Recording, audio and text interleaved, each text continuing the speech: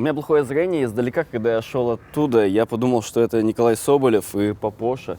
То есть все уже настолько плохо у них, что им не хватает Инстаграма, чтобы бесконечно фотографировать себя, и поэтому они перешли уже на уровень города.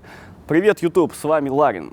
Сегодня мы поговорим о некоторых темах, главной из которых VidFest, вручение премии «Лайк года». То, что произошло на VidFest в этом году, абсолютно показательно.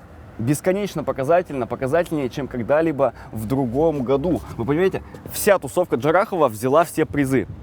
Мы разберем все по полочкам. Но сперва немножко про организацию. Как это было? Что хотели показать организаторы?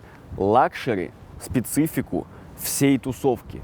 Красная ковровая дорожка, золотые стены, явство на столах, дресс-код, все в пиджачках. Такие все молодцы. Все это выглядело как детский утренник. Все шло не так, проблемы. И вдруг еще имел наглость озвучивать то, что «Ой, я тут пришел такой, и мне приходится выглядеть как дурак из-за того, что вы все организовали». Чувак, тебя, блядь, позвали на главную премию, якобы главную премию русского ютуба. Едем дальше. Номинации. Все номинации взяли друзьяшки Руслана Усачева. Лайк за юмор поперечный, лайк за музыку Джарахов, лайк за лайфстайл Катя Клэп, друзьяшка, очень хорошая друзьяшка Руслана. Я сомневаюсь. И у него пафос такой, типа, 3 года подряд я беру лайк за лайфстайл. Спасибо, что голосовали за меня. А те, кто не голосовали, прямая цитата, вас в рот антихайп. Окей, я голосовал за Сардарова, потому что он лучший лайфстайлер, чем ты. У него интереснее, динамичнее, новее. Так что я голосовал не за тебя, ты меня в рот, Катя. Я тебя в рот, Катя Клэп. Дважды. Дружочек Джарахов взял также лайк за шоу. Лайк за шоу. Коробка, в ней руки, нащупываешь член. А как насчет шоу под названием «Версус»? Хотя я не очень люблю ребят, как вы знаете, там, но я объективно оцениваю, что это лучшее шоу. Они сделали историческую хуйню, Real Talk. Дальше. Лайк за проект рекламный. Клинская. Реклама бухла. Джарахов взял опять-таки, да? Но опять-таки номинанты были другие. Samsung, тот же Билайн был. То есть, ну, правда, там тоже Джарахов, но мы откидываем момент, что говноед рекламирует имиджево сильную якобы компанию, одну из самых мощнейших, но это лучше, потому что там было, по крайней мере, шоу отдельное, там блогеры отвечали на вопросы, а тут просто рекламировали детям бухло, сняв клип. Ну, наверное, Клинское они прорекламировали, чтобы женщина-представительница, нет, женщина-представитель, нахуй феминисток, вышла и толкнула речь, что пейте пиво, если вам есть 18, ну, немножко, конечно. Вы для того, чтобы немножко пили, да, рекламируете свое бухло в клипах топовых видеоблогеров, у которых нет принципов, да? Также, кто еще был из представителей крупных компаний? Там была женщина, представитель Ютуба из Штатов. Она наверняка не понимала, что за дичь происходит, какие это люди, что они говорят, и какие там шуточки-прибауточки, и что вообще происходит. К ней был представлен совершенно некомпетентный переводчик, который запинался, говорил немножко необъективные вещи. Я с моим знанием английского и так прекрасно понимал, что она говорит, и у меня просто были фейспалмы за фейспалмами. Самая странная номинация — лайк за добро. Казалось бы, да? Типа, с какого хрена? Ютуберы — это же такие лицемерные мрази, которые, типа, лезут там во всякие сферы. Но мы оцениваем того, кто номинирован был и кто победил. Победила Лера Любарская. Что она делает за добро?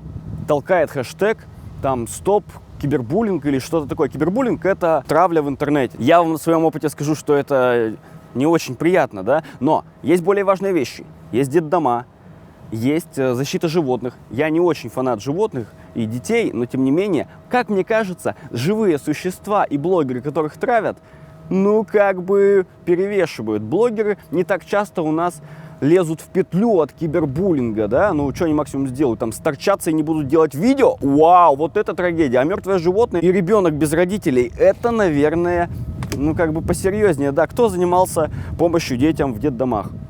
Амиран Сардаров, опять-таки. Кто занимался помощью животных? Шпагина. Могу ошибаться, но от всех поступлений там денег с Ютуба она какую-то часть отправляет, ну, на помощь там животным в приютах. Это поважнее. А Любарская просто подружка Руслана Усачева. Следующая номинация «Лайк за хайп». Победила Лиска.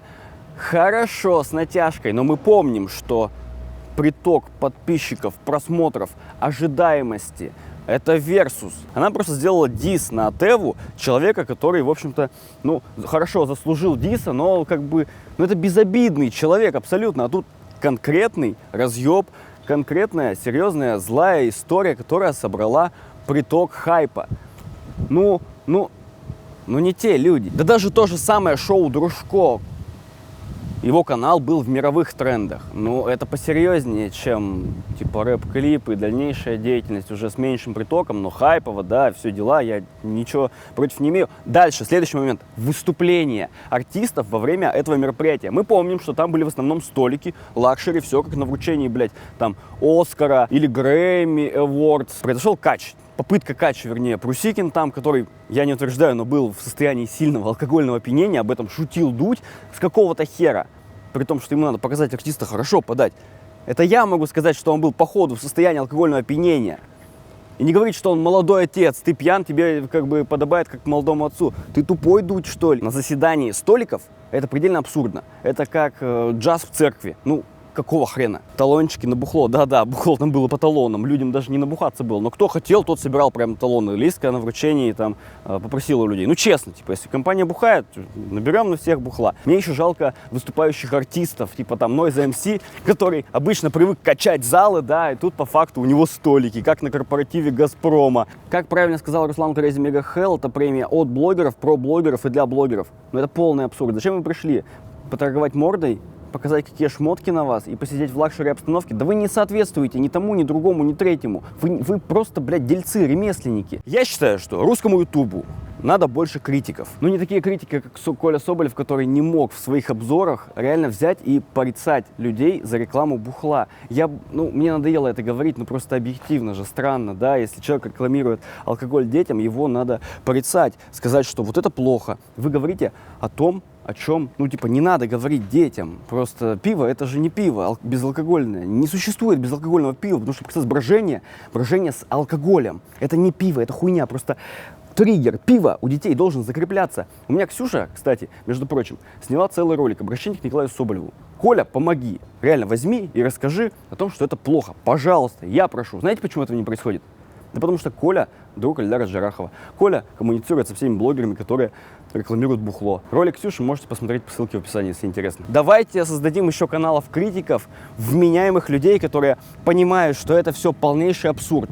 Это дичь, степени которой я никогда еще не встречал. Раньше было лучше. Но когда шоу-блоёбл захватило мейнстримы, у нас стало все не очень. Мне это пофиг, я-то все понимаю. Я уже давно разобрался, кто есть кто. Но дети, зрители, они не врубаются, потому что нет медийного капитала у людей, которые вменяемо мыслят и говорят, что это плохо, а вот это нормально.